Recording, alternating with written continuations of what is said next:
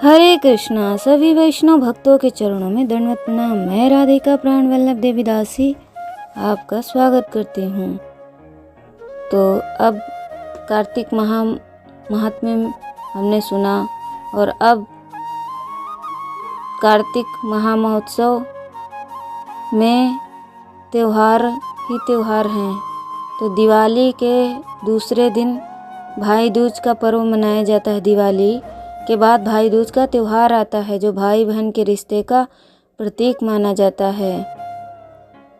तो इस दिन बहनें अपने भाई की सलामती के लिए यमराज की पूजा करके पश्चात भाई को तिलक लगाती हैं। भाई दूज की पूजा के दौरान भाई दूज की कथा सुनना बेहद महत्वपूर्ण और फलदायक माना जाता है। इसलिए भाई दूज पर पढ़ें पौराणिक कथा। भगवान सूर्य नारायण की पत्नी छाया, भगवान सूर्य और छाया के पुत्र पुत्री यमराज तथा यमुना जी को अपने भाई यमराज से बड़ा लगाव था। वह उनसे बराबर निवेदन करती रहती कि अपने इष्ट मित्रों के साथ आकर उनके घर भोजन करें। काम की व्यवस्था चलते यमराज जी अब बहन की बात को टालते रहे। कार्तिक शुक्ल पक्ष का दिन था। यमुना जी ने अपने भाई को भोजन के लिए अपने घर आने के लिए आमंत्रित किया और वचनबद्ध कर दिया। यमराज ने सोचा कि मैं तो प्राणों को हरने वाला हूँ, मुझे कोई भी अपने घर नहीं बुलाना चाहता। बहन जिस सद्भावना से मुझे बुला रही है उसका पालन करना मेरा धर्म है। बहन के घर आते समय यमराज ने नरक निवास करने वाले जीवों को मुक्त कर दिया। यमराज को अपने घर आया देख यमुना की खुशी का ठिकाना नहीं रहा। उसने स्नान कर पूजा करके आतिथ्य से यमराज जी ने प्रसन्न होकर बहन को वर मांगने का आदेश दिया। तब यमुना ने कहा कि भद्र, आप हर साल इसी दिन मेरे घर आया करें।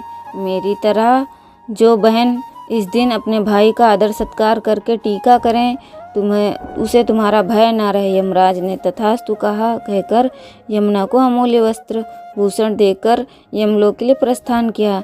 इसी दिन से भाई दूज के पर्व की परंपरा का प्रारंभ हुआ। ऐसी मान्यता है कि जो बहनें अपने भाई का आतिथ्य स्वीकार करते हैं उन्हें यमराज का भय नहीं रहता। इसलिए भैया दूज के दिन यमराज तथा यमुना जी की पूजा किया जाता है।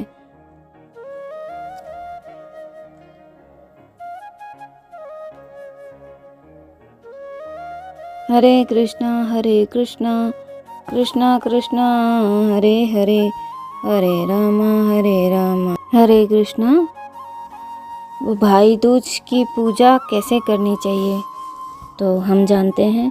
भाई दूज की पूजा हमेशा मुहूर्त देखकर ही करनी चाहिए। सबसे पहले भाई को किसी चौकी या पटरी पर बिठाएं, फिर भाई को रोली और अक्षत का टीका लगाएं। इसके बाद भाई को कलावा बांधें, फिर भाई को मिठाई खिलाएं। ऐसा करने के बाद यम देवता से प्रार्थना करें कि वह आपके भाई को लंबी आयु दें। तो इस प्रकार से इस त्यौहार को मनाना चाहिए और मुहूर्त देकर ही पूजा करनी चाहिए। साथ ही आप दोनों के रिश्ते में एक दूसरे के प्रति ढेर सारा आदर और प्यार सम्मान बनाए रखें। इसके बाद भाइयों को अपनी बहन में शगुन देना चाहिए। भाई दूज के दिन यमुना में स्नान करना बेहद शुभ माना जाता है। इसके कारण यह यम देवता और यमुना भाई बहन हैं और यमुना ने ही सबसे पहले इस व्रत की शुरुआत की थी।